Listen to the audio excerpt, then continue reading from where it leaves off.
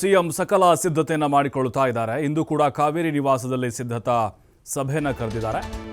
ಹಲವು ಇಲಾಖೆಗಳ ಜೊತೆ ಮುಖ್ಯಮಂತ್ರಿಗಳು ಮೀಟಿಂಗ್ ನಡೆಸ್ತಾರೆ. ದಾಖಲೆಯ ಬಜೆಟ್ ಅನ್ನು ಮುಖ್ಯಮಂತ್ರಿಗಳು ಮಂಡಿಸ್ತಾ ಇದ್ದಾರೆ. ಅಂದರೆ ಮಾರ್ಚ್ 14ನೇ ತಾರೀಕು 2025-26ನೇ ಸಾಲಿನ ಬಜೆಟ್ ಅನ್ನು ಮಂಡಿಸ್ತಾರೆ. ಸಿದ್ದರಾಮಯ್ಯನವರ ಥರ ಇಲ್ಲಿವರೆಗೂ ಕರ್ನಾಟಕದಲ್ಲಿ ಯಾರೂ ಕೂಡ ಬಜೆಟ್ ಮಂಡಿಸಿಲ್ಲ, ಅಷ್ಟು ಬಜೆಟನ್ನು ಮಂಡಿಸಿದ್ದಾರೆ. ಮತ್ತೆ ಮಂಡಿಸಿದ್ದಾರೆ.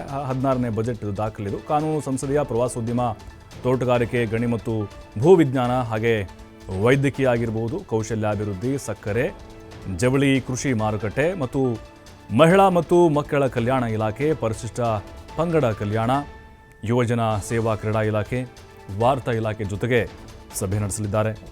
ಖರ್ಚು ವೆಚ್ಚಗಳು ಮತ್ತು ಆದಾಯ ಸಂಗ್ರಹದ ಬಗ್ಗೆ ಸಿದ್ದರಾಮಯ್ಯನವರು ಚರ್ಚೆಯನ್ನು ಮಾಡಲಿದ್ದಾರೆ.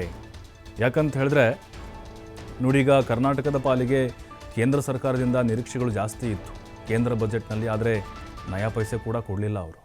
ಹಾಗಾಗಿನೇ ರಾಜ್ಯ ಬಜೆಟ್ ಮೇಲೆ ಜನರಿಗೆ ಬಹಳ ನಿರೀಕ್ಷೆ ಇದೆ, ಏನೆಲ್ಲ ಕೊಡುಗೆಗಳನ್ನು ಕೊಡ್ತಾರೆ ಅಂತ. ಗ್ಯಾರಂಟಿಗಳ ಮಧ್ಯೆ ಉಳಿದ ಅಂತಹ ಯೋಜನೆಗಳಿಗೆ, ಇಲಾಖೆಗಳಿಗೆ ಹಣವನ್ನು ಹೇಗೆ ಬಿಡುಗಡೆ ಮಾಡ್ತಾರೆ ಅನ್ನೋದು ಕೂಡ ಕುತೂಹಲ ಇದೆ.